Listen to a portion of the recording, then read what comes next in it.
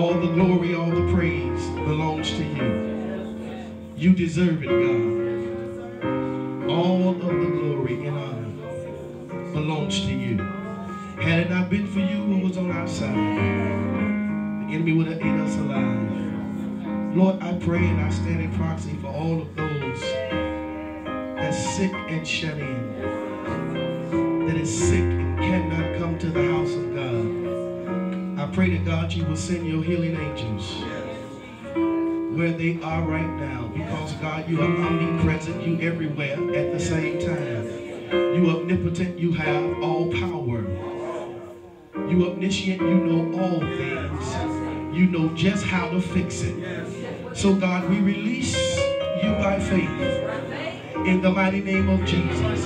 As we stand firm on your word that is settled in heaven, that cannot be changed, altered, or ignored. God, you're still God, and you're still in control. I pray for everyone that's watching this service that you will go where they are and heal and deliver. Send a word from heaven as I humble myself under your glory. I ask you to be thou exalted, Father. I have nothing to say, so I need you to speak through me. Use me for your glory as a rag in your hand. Wash us in your blood, cleanse of all unrighteousness.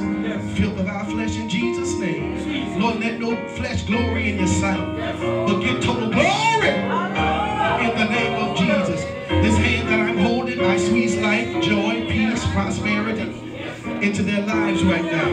That this word will come forth with power and might. And Father, we give you praise by faith. In Jesus' name, we count it all done. Come on, release that hand and praise him like it's already done.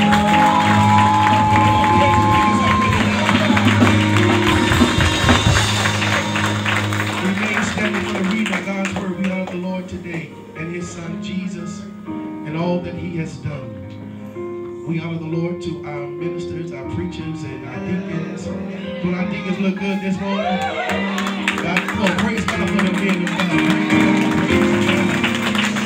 The Lord for them. Look at Deacon Lawless over there, all sharp and stuff. Come on, say amen, somebody. Why don't y'all say amen, somebody? Hallelujah. We praise God to the greatest first lady ever. Come on, somebody.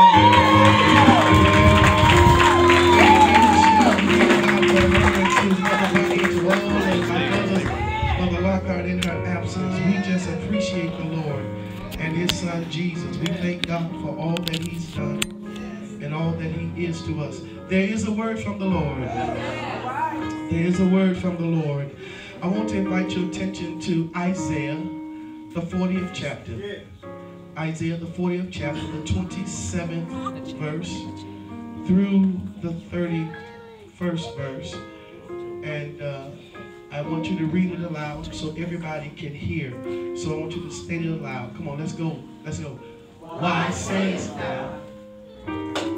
27. Why sayest thou, O Jacob, and speakest, O Israel? Read loud. My way is hid from the Lord, and my judgment is passed over from my mouth. Hast thou not known? Hast thou not heard that the everlasting God, the Lord, the creator of the ends of the earth, fainteth not, neither is weary. There is no searching of his understanding. Even the youth shall faint and be weary, and the young men shall utterly fall. Why sayest thou, O Jacob?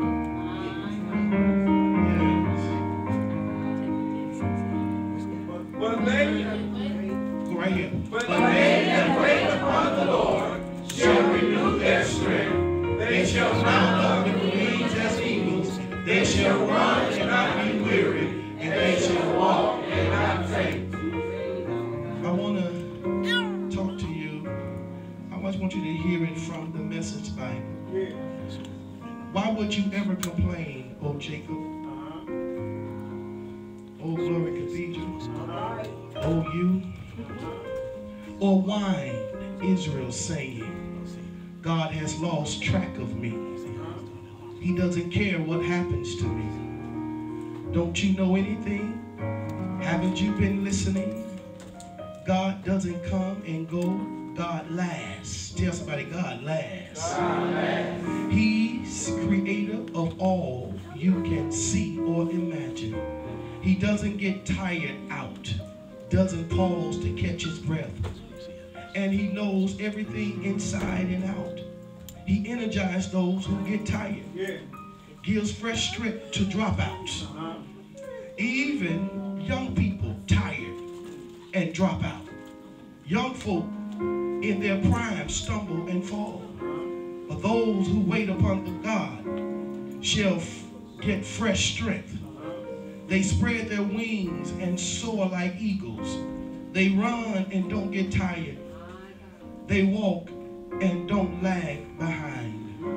I want to use for a topic. Can you just encourage your neighbor? Say, neighbor, God is still in control. Tell them, just wait. Amen. Be seated in the presence of the Lord. Somebody say, God is still in control. Just wait. Can I help you out today? God is still in control. Just wait. Now, you need to understand there's a lot of people claiming control.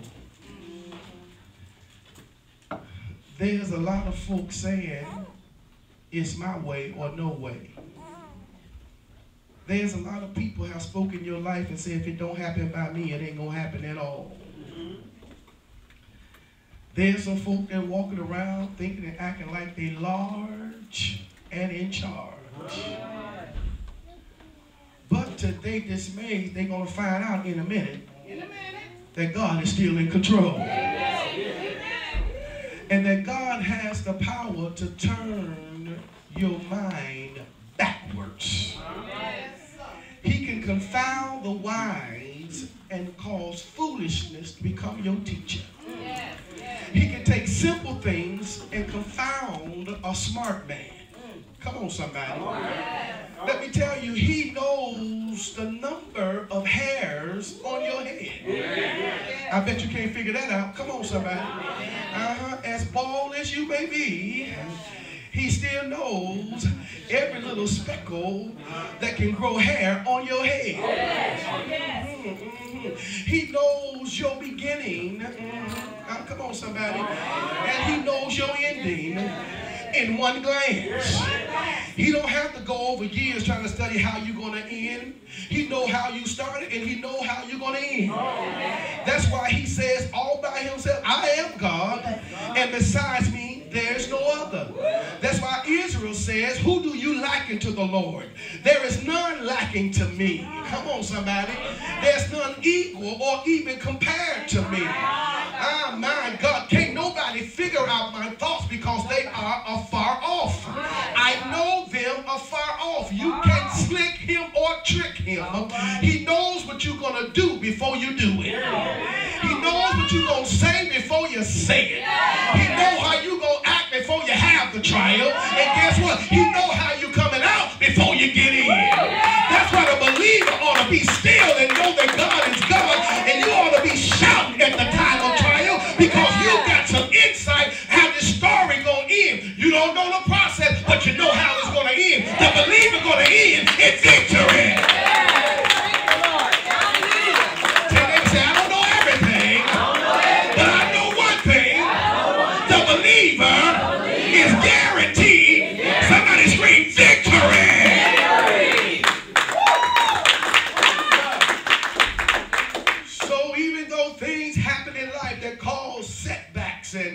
And cause things to seem like they have expired in your life and look like time is out and the clock has ticked. Yes, and hours have passed and summer has come and gone and the winter is on the way and you still ain't got that blessing. But I want you to tap somebody and say, hang in there.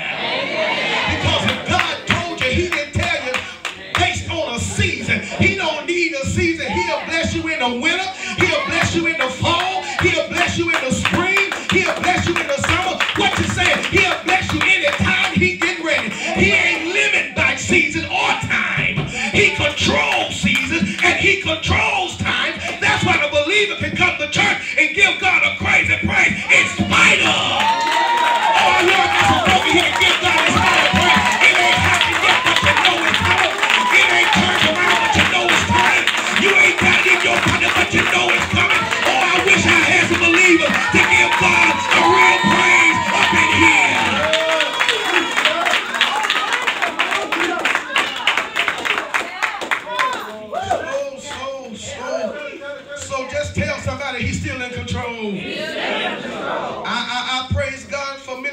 God's healing, even though he don't feel like it. Come on, somebody. It's already done. See, the believer needs to get some Lisa Bird faith. I told the daughter, I said, listen, the Lord says, go get you some boxes. She didn't wait till Monday. She left church and went to this place and bought some boxes. Went home and told her husband, said, listen, Pastor told me to go buy some boxes because I was getting ready to move. He said, well, I ain't got no place. But let me tell you, this week they moved in their new house because they believe what the Lord said. See, you can't wait and a God that is not in control has made you a promise. You got to praise him on what he said, even though you don't see it. Wherever you are, if you're in your bathroom, if you're in the prison, if you're in your house, you ought to get up on your feet and give God a praise. Even though I don't see it, even though I don't have it, you ought to just stop from saying it's coming, it's coming, it's coming, it's coming, it's coming, it's coming, it's coming, it's coming, it's coming.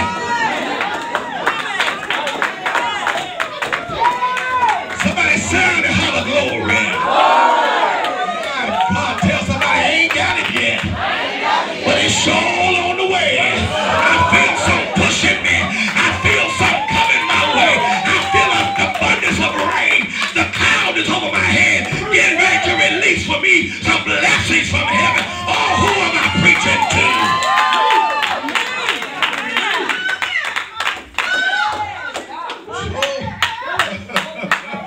My God, tell somebody, say, get ready to move. Get ready to move. My God. And so God is still in control. Shout amen, somebody. You just got to wait. Wait means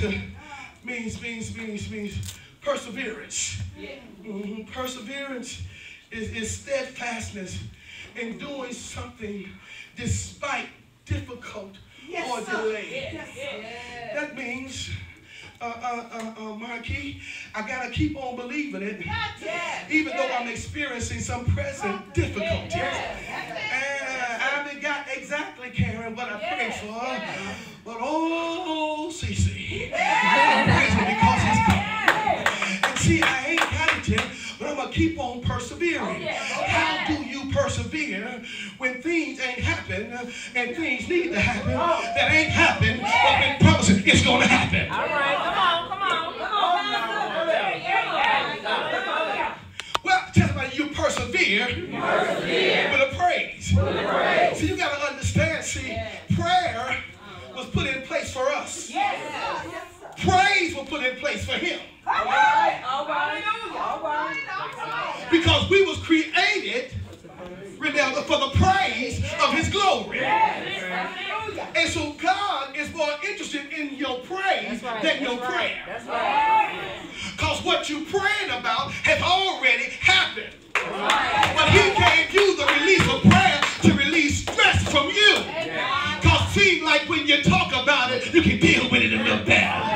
When you have somebody to talk about it too, you can handle it a little better. But when you finish praying, he always leads you back to what he said. Because what he said did not change because you prayed. When you prayed, he said, now go back and say what I said. Because what I said don't come to pass. Even I don't care what kind of prayer you're having right now. Anything you praying about has already happened. So when you finish praying, you got to end up doing what he created you to do anyway, and that is to praise him for what's already happened. Watch this. Do I got some folk? Oh, I'm working this morning. Do I got some fake prayers up in here? Can jump to your feet and praise him about what you prayed for, because what you prayed for has already happened. Oh, y'all ain't praising, make some noise in here.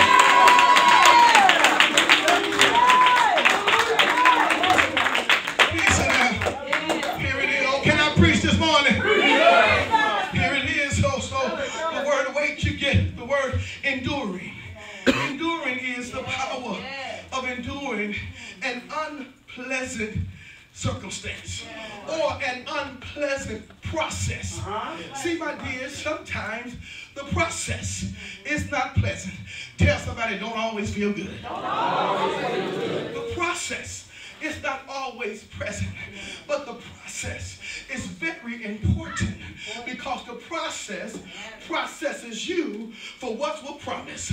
See, the process kills flesh and it humbles you and it helps you to know you are not all of that and a bag of chips. The process teaches you about people. The process helps you to get over people. The process helps you to deal with people. The process helps you and gives you wisdom about that you are ignorant. But through the process you learn something. Jesus said, I learned obedience through the things I suffered. If we really want to know what did you really learn when you really learned it, you learned it when you were going through something. My greatest lessons I got when I was in my greatest trial. My greatest power came after my greatest suffering.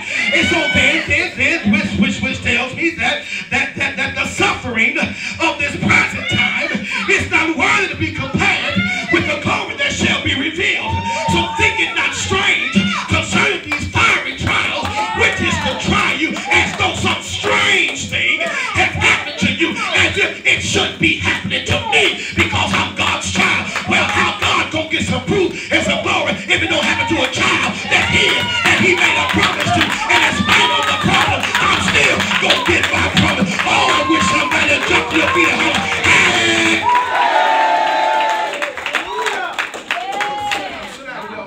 Can I preach, y'all? Preach a shout and say, preach, pastor. Preach, pastor. Okay. Tell somebody what you need. Come on, tell them, look at the eye. Say, what you need? What you need? You need some staying power. You need some staying power. Thank you, Lord. Amen. What is staying power, pastor?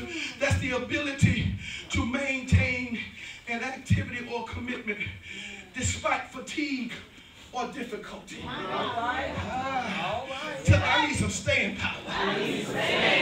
Because see, folk with attitude power, they quit.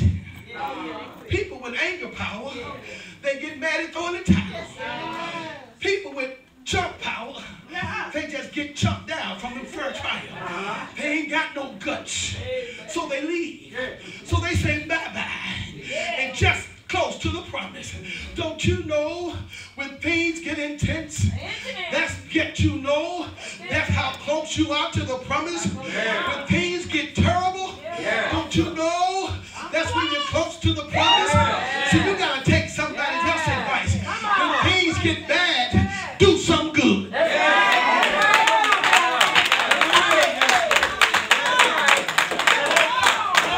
If you ain't got nothing, bless somebody.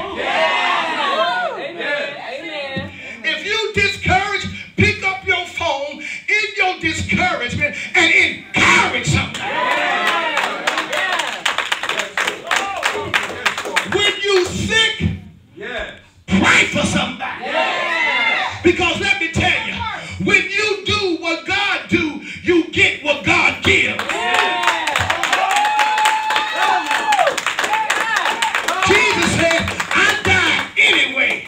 And told my Father, forgive them, for they know not what they do.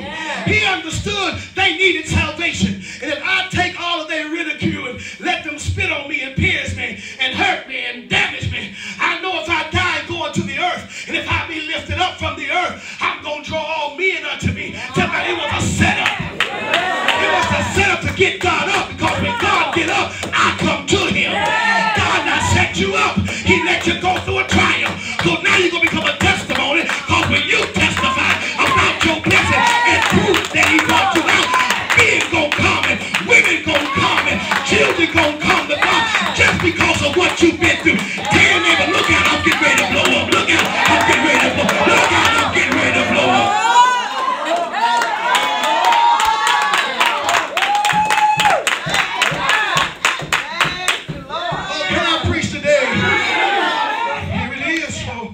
let me tell you something. Let me talk to you for a few more minutes. Universally, it is complained that God is unjust. And usually the person making the complaint believes that God is unjust toward him or her personally.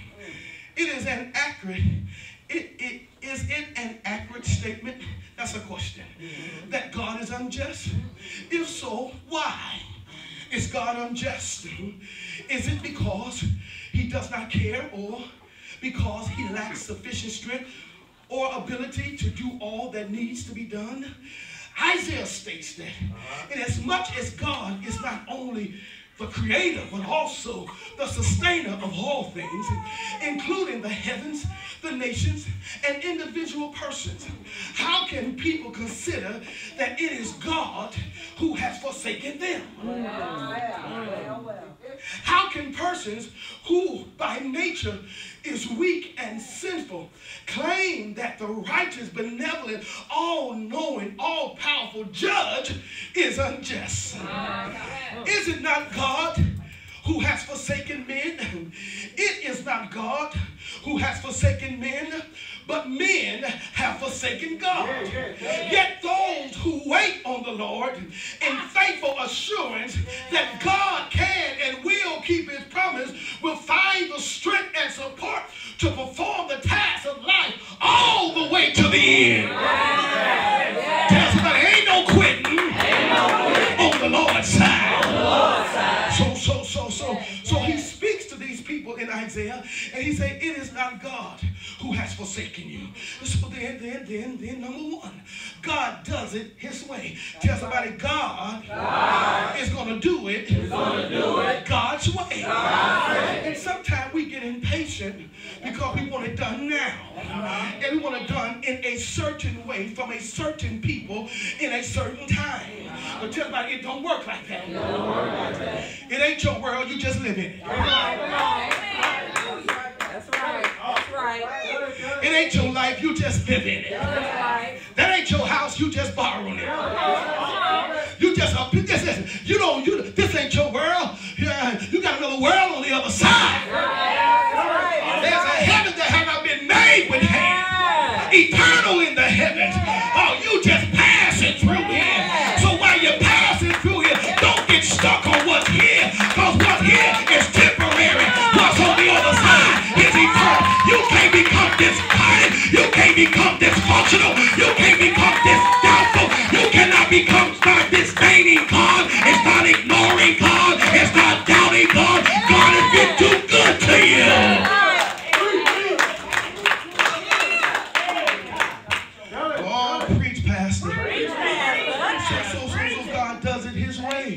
And so the prophet Isaiah begins addressing a series of questions to the people in verse 27. He says, "O Jacob, how can you say the Lord does not see your troubles? O Israel, how can you say God ignores your rights?" Because sometimes we ask the Lord, where are you? And I prayed about this. Where you at, God? It's not reminding him, you told me you're going to open up the windows of heaven and pour you out a blessing. Ain't nothing came yet. Where are you? Did you forget that I just told you they was treating me bad and they ain't changed yet? Where are you? Oh, God said, I ain't went nowhere. I was where you left me. Oh, can I preach today? He said, preach God. Here it is. He said, how can you say God ignores you? And so the thoughts of men continue in verse 27. With my way is hidden from God. God don't even see what I'm going through. My God, you can't see what I'm going through when I'm still experiencing what I'm experiencing. How can you see me and don't do nothing about this? How can you fix me and I'm still in the same situation? Something must be wrong. So the term My way is hidden from the Lord. The term way is common. It's a figure for course or pattern or pattern or manner or direction of life. My way refers to their self-centered focus of life. They believe that the world should revolve around them. And since it is obviously isn't, it does not, something must be wrong. If you ain't fixing my situation right now, something must be wrong with you, God, because there can't be nothing wrong with me. If you ain't changing my situation, something must be wrong with you, because there can't nothing be wrong with me. So I center everything around my little world. And if my little world ain't happening like I think it should, something must be wrong with God. Can't nothing be wrong with me. Oh, how wrong you are. So they complain about it to God as nothing seems to happen. So obviously God is not seeing them or their situation for what it is. Oh no, God, you ain't seeing this right. You ain't seeing this right. My boss still treat me bad, and my friends still treat me bad. My families don't understand me. Something got to be wrong. God, you ain't seeing this right. You need to show up and spank them, whoop them, move them, give them a good old whooping, because something got to be wrong with them. Oh, could it be that God is using them to work something in you and to work something out of you? Since God makes no mistake, if you believe God makes no mistake, holler, hey. If God makes no mistake, why you blaming him for what you're in? If God makes no mistake, why you blaming him for what you're suffering? If God makes no mistake. I say, oh, it's a mistake when it happens to you. Yeah. Oh, now. Come on. Sir. Oh, can I preach this morning? So I say, shout, preach, Holy Ghost. Preach, Holy Ghost. Here it is. Here it is. Here, oh Lord, help me preach this sermon. Here it is. So he said, so they are trying to get God to see things from their perspective. You know, when we get in the closet, you're trying to get Daddy to see it from your perspective. Take advantage of a relationship. Let me get you by yourself, Daddy. Let me tell you about Thomas. See, the problem with Thomas is, he sit in church with his head on his chin. And he always moving around. And I really wish he would be still, because he make me dizzy when he moves. I need to see him sit him down. But when God goes sit him down, you say to God, there's something wrong. Because I prayed about it, and it bothering me, and you didn't fix what was bothering me. This Sunday, he's still moving, and I'm still dizzy. But had he not moved, sound wouldn't have been right. Had he not moved, cameras wouldn't have been right. Had he not moved, had that not happened to you, you wouldn't be as strong as you are. Had it not happened to you, you couldn't really teach or preach. Had it not happened to you, you couldn't be a witness. Had it not happened to you, you wouldn't have a testimony.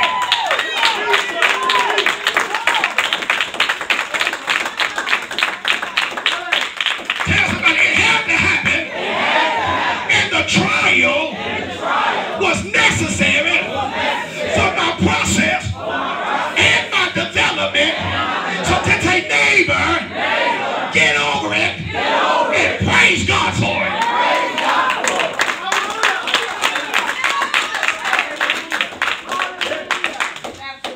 Here it is. Let me preach to you. And so he says they want to do things their way. When God wants them to do things his way. Tell somebody you can't do it your way. You got to do it God's way. Because when you try to do it your way, it's like pushing against wind. When you do it God's way, it's like being pushed by wind. Because God meant for that trial to push you, not kill you. Wind that comes towards you can mostly destroy you. Wind that pushes you, you got a chance to get somewhere else. Tell us about that trial. Been pushing you. That's peaceful wind. That's some gentle wind. Oh, I'm going to push seem a little hard. And God little jerk sometimes because he thought you were so stubborn and you were so stuck in your process of how you think it should happen. God could just push you. He had to kick you.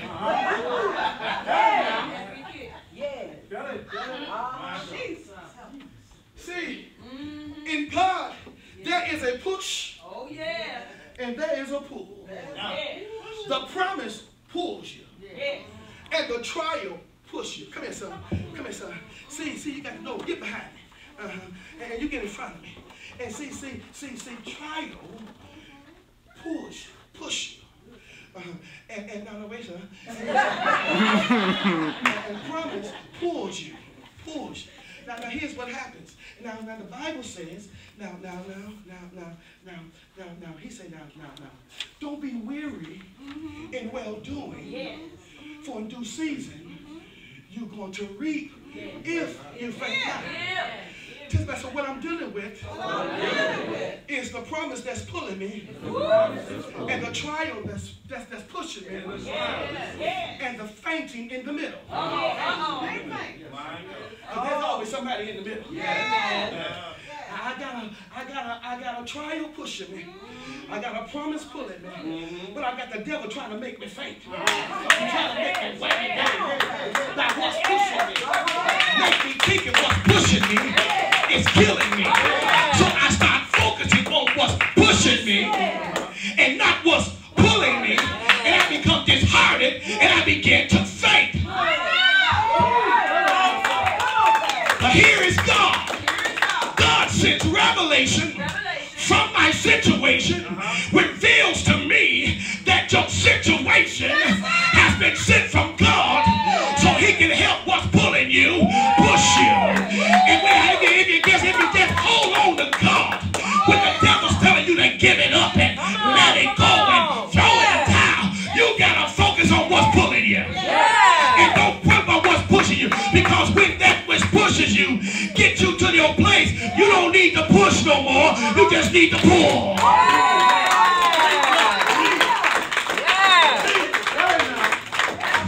Tell your neighbor, say, neighbor, I got a trial that's pushing me, but I got a promise that's pulling me. Say, neighbor, ignore the enemy in the middle. Because the Bible says, if you resist him, he will flee, and you will get on with what's pulling you and forget about what's pushing you.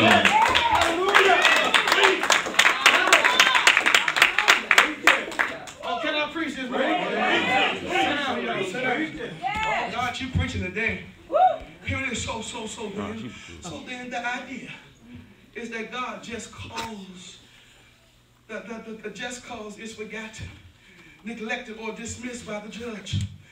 It is universal complaint which arises in times of difficulty and adversity. It is the notion that since I am correct, vindication of my problems will come about if God wrought real justice. Oh, Lord, help me up in here. The person is skeptical and despondent, believing God is not fulfilling his or her promises to him or her. Thus, in reality, they are saying God is not just. Because anytime you tell God, it ain't right that I'm going through this, you're saying to the Father, you don't know what you're doing.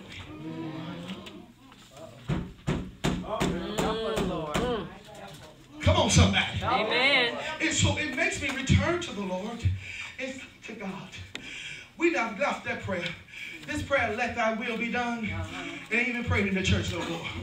We don't even like to say yes, Lord, because of what it requires. See, yes, Lord, is blind. You don't know what you got to deal with when you're saying yes. Because he don't show you everything. He show you in part. Because he know you can't handle everything. So he spoon feeds you life. So but you want the whole story when you can't even handle a moment. Amen. Come on. Yes. Oh, you ought to buy this thing.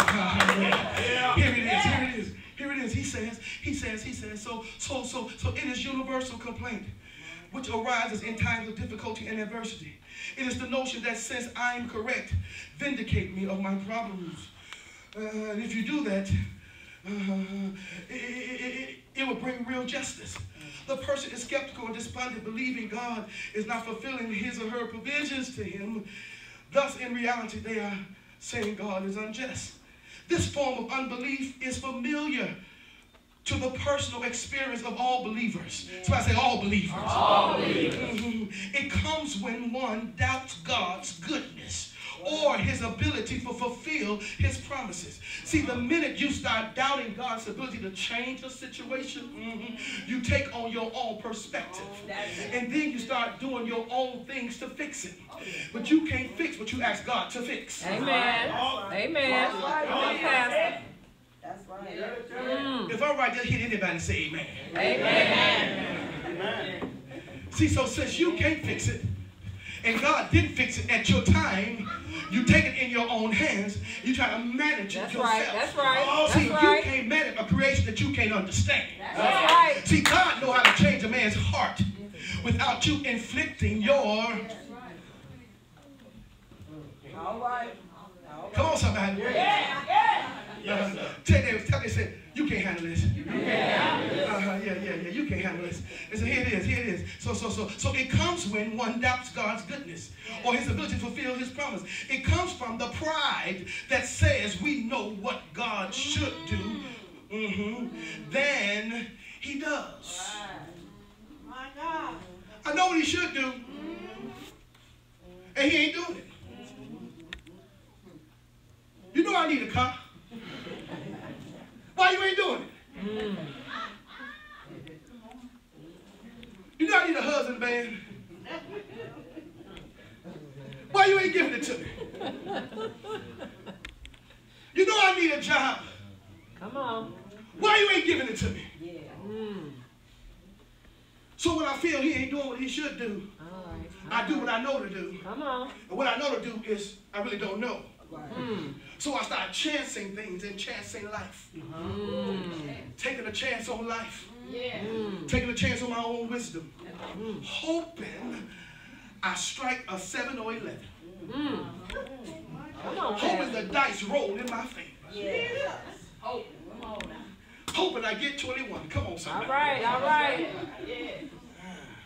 Taking a chance. Hoping I get it right. Yeah. Knowing I don't know what to do.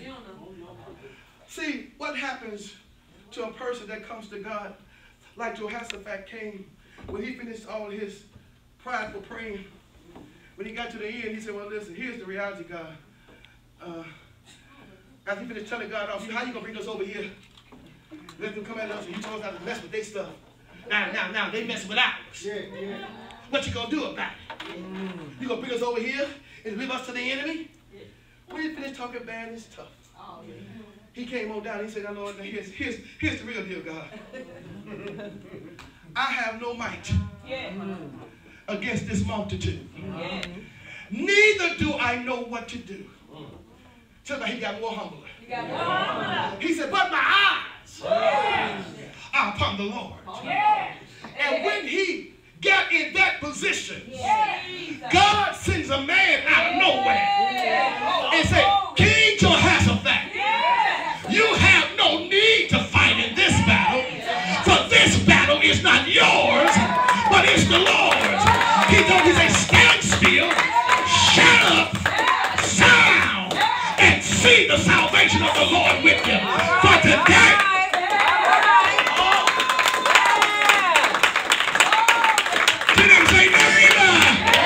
you need to sound, shut up, stand still, do this, and see the salvation of the Lord, the blessings of the Lord, the healing of the Lord, the power of the Lord, the mind of the Lord, the ways of the Lord. Oh, I wish anybody give God a praise up in here.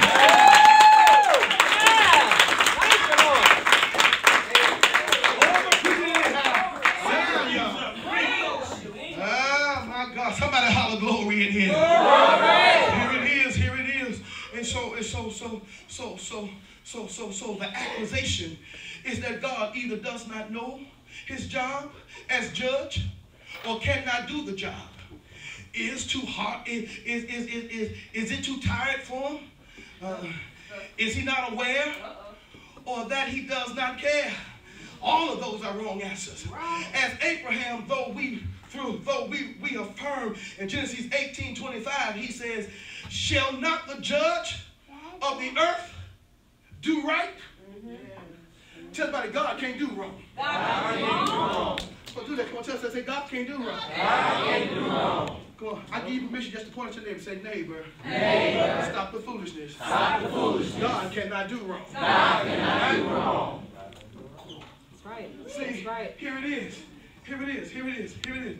He said, he will not do anything that is unfair, untrue, or inappropriate by taking all matters into consideration. Just about it, he takes all matters into consideration. He takes both sides into consideration.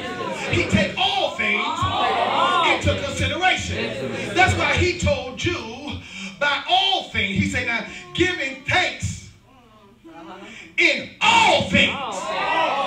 Give thanks.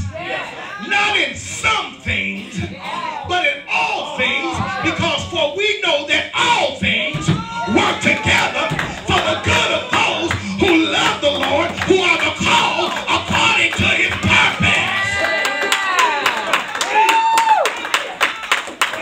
Somebody shout, preach, Holy Ghost. Preach, Holy Ghost. All right, here it is. So. A creator who knows the names of the stars certainly knows the problems of his people. A creator who made the heavens and the earth certainly has the capacity to deal with your concerns and my concerns. Isaiah then affirms, who is God? He said he's the everlasting God. The Lord, the creator of the ends of the earth, does not become weary or get tired. Tell somebody, my God got enough energy to handle your junk. What wears you down fuels him. He gets fueled from a devil's fire. He'll get in you and make you act like David. Where's Goliath? He ain't got nothing but a slingshot and a rock. Where's the devil? See, the believer ought to be saying, where's the devil? Is he in my kitchen? I'm coming to get him. Is he in my living room? I'm coming to get him. Is he in the room? I'm coming to get him. Where you at? I'm coming to get you. What you coming with? I ain't coming with no sword and spear. I'm coming in the name of the Lord, and I'm going to step in and take back what belongs to me. I'm going to undo the devil. I'm going to knock him down and take his sword and cut his head off. Somebody give God a praise today.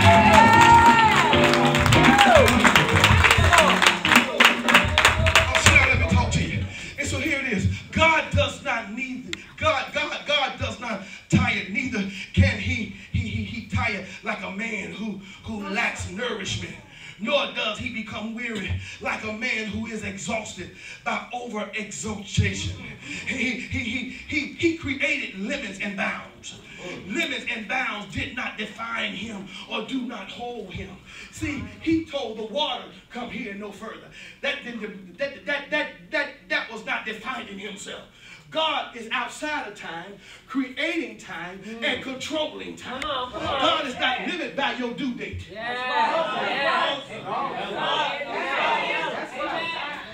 Tell your neighbor, just because it's due, God ain't out of time.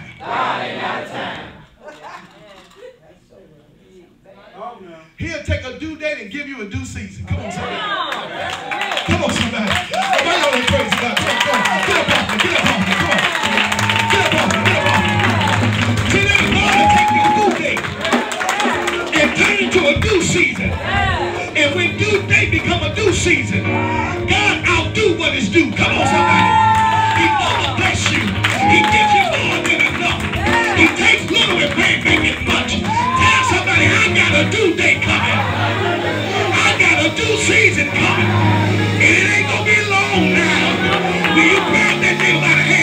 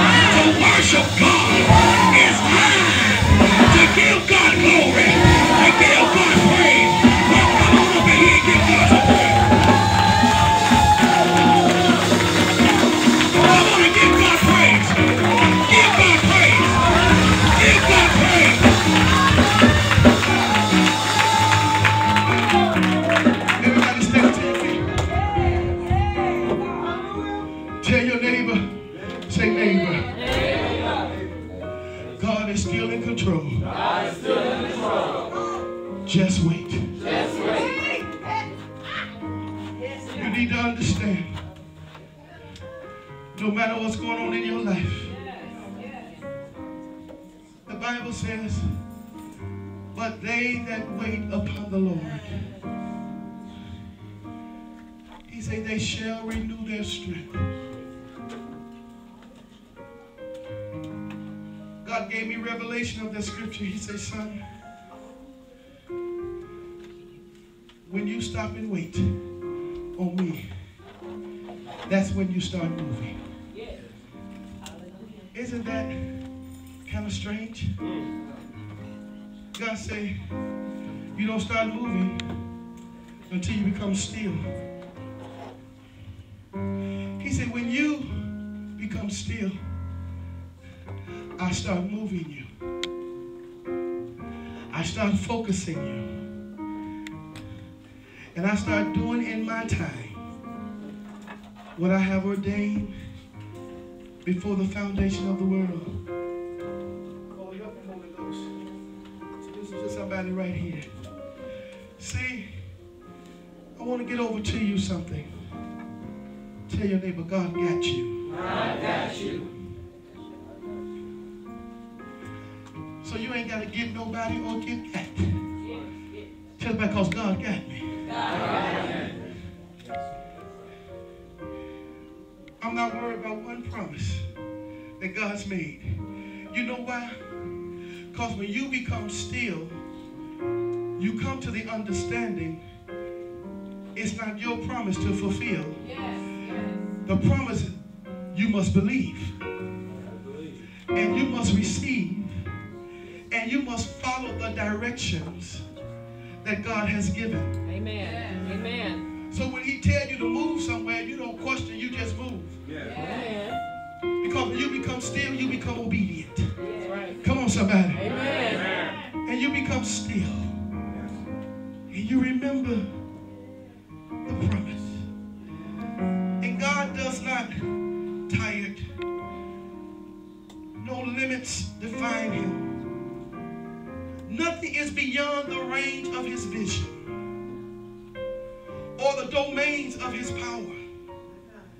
The God that created all is the same God, never changing and still possessing and manifesting the power which he displayed in creation. Just like he looked at nothing and made something, he'll look at your nothing situation and bring greatness out of it. God delays never means a lack of awareness or a lack of ability. He is God of eternity, and Yahweh is the eternal God. He has no beginning and no ending. He is eternal in all his attributes and eternally watches over his people and creation. What you trying to say, Pastor? Tell somebody God is still in control. No matter what you're going through, no matter what you're experiencing, when you grab somebody's hand for you, I want to pray a corporate prayer for everybody. You need to understand that God sees your situation. Well, Pastor, it's almost Christmas. Tell somebody, so what? So what? Y'all said that week. Tell them, so what? So what? The God that gave you life will give you Christmas. Amen. Thank you, Lord. God sees you and he knows you. Can I tell you something you may not want to believe? That God is in the business of making it right now. Yeah, that's a good place to pray. Somebody believe it. He's in the process of making things right. Oh, you want to pray? He's making it right now. Grab that hand. Those of you that's watching by live stream, just stretch your hand toward this way as a point of contact. That the same God that delivered delivered Israel out of Egypt. Shadrach, Meshach, and Abednego from the fiery furnace. Daniel from the lion's den. The same God that delivered Canaan into the hands of the Israelites. The same God that caused Nehemiah to build the walls in record time in spite of the enemy. The same God that caused Joseph's dream to become a reality.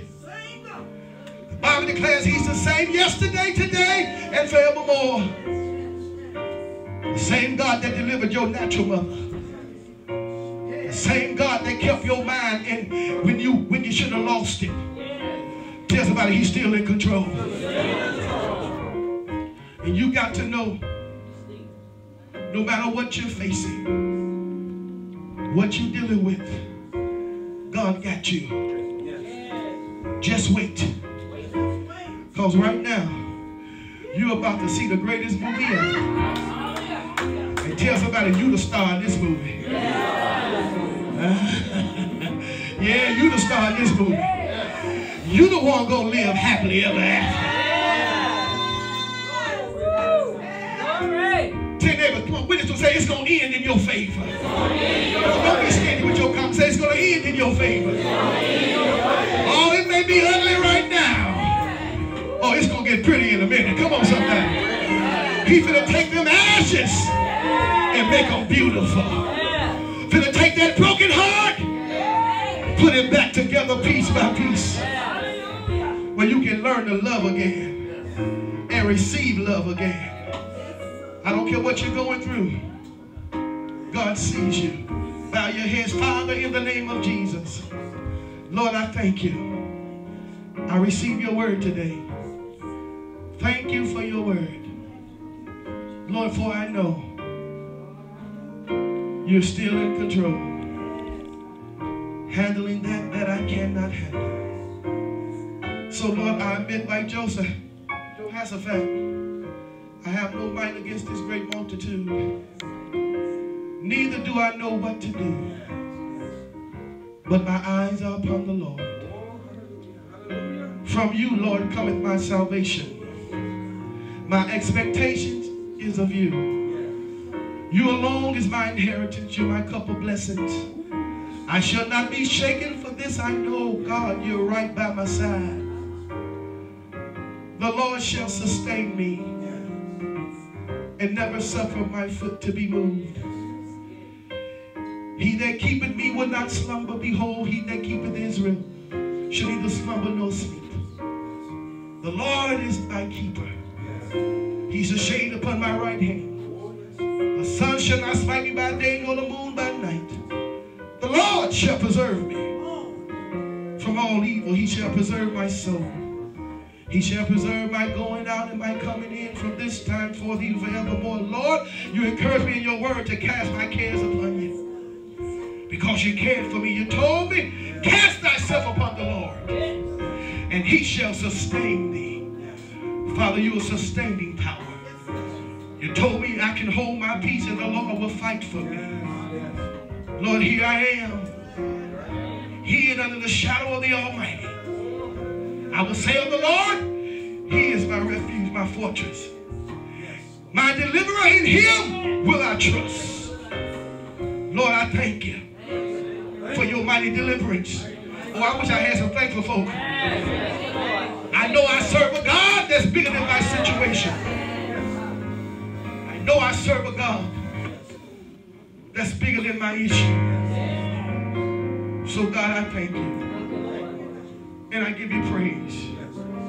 Lord, I pray every mountain in my life, I have enough faith in you to move it. If you only got the faith the size of the sea, say to them, say, mountain, be thou removed. Be thou removed. In Jesus' name. In Jesus' name. If you believe it, give God praise. Come on, give God praise. If you believe it, come on, praise God for moving that mountain.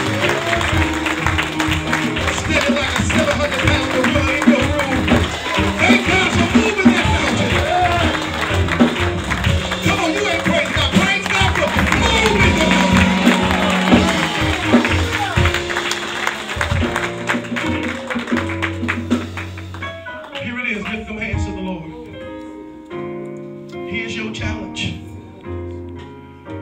challenge is to believe God and take his word. And Lord, with this word, I'm going to live out my next journey until I see the manifestation of the promise. I'm not throwing in the towel. I'm not quitting. I'm not giving up. I ain't going to stop tithing. I ain't going to stop giving. I ain't going to stop using my talents in the kingdom. I ain't going to stop doing what I know I should do. I'm just going to wait on the Lord. Lift those hands up to the Lord. Because God sees you. He knows where you are. He knows what you need. God is fixing it right now. Wherever you are, lift up your hands to the Lord. And know that God, daughter, is fixing it right now. Come on, man of God. God is fixing it right now. Come on, woman of God. God is fixing it right now. All you need to do now is just release your faith. Or we y'all help me pray for somebody else.